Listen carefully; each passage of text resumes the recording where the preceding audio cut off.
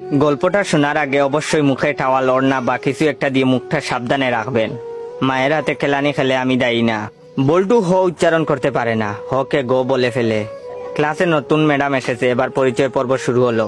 Madam বলল, high ছাত্রছাত্রীরা, আমি পাখি, এবার তোমাদের পরিচয় দাও দেখি। হাই আমি মন্টু, হাই আমি সেন্টু, এভাবে যে যার মতো পরিচয় দিল।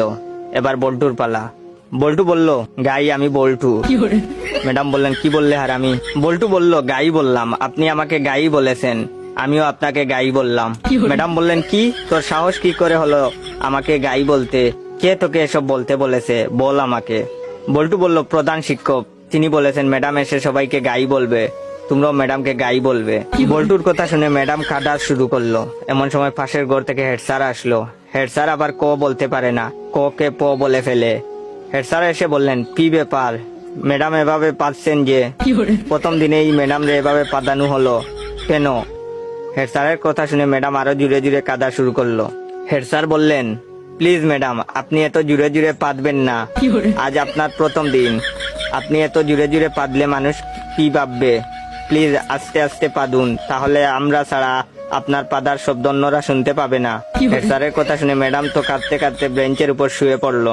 এমন সময় টিওনো হাজির। টিওনো আবার শ বলতে পারে না, শকে ম বলে ফেলে।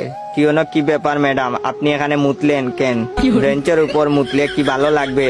আপনার মুতার দরকার হলে আমাদের বলতে পারতেন, আমরা আপনাকে বিছানা তৈরি করে দিতাম, বিছানায় আপনি আরামে মুততে পারতেন। এমন সময় শিক্ষামন্ত্রী হাজির। শিক্ষামন্ত্রী আবার উপরের সবগুলো সমস্যা বিদ্যমান। শিক্ষামন্ত্রীকে যে যার মতো ঘটনা খুলে বলল। বল্টু বলল, আমি ম্যাডামকে গাই বলেছি। হেড স্যার বললেন, আমি ম্যাডাম রে আসতে পারতে বলেছি। টিওনো বলল, ওদের কথার জন্য ম্যাডাম বেঞ্চের উপরে মুততেছিল, তাই আমি ম্যাডামকে বিছানায় মুততে বলেছি। তখন শিক্ষামন্ত্রী বললেন, ও বুঝেছি, গাইটা পাততে পাততে বেঞ্চের উপরে মুতেছে। এটা শোনার পর ম্যাডাম তো বেহুশ।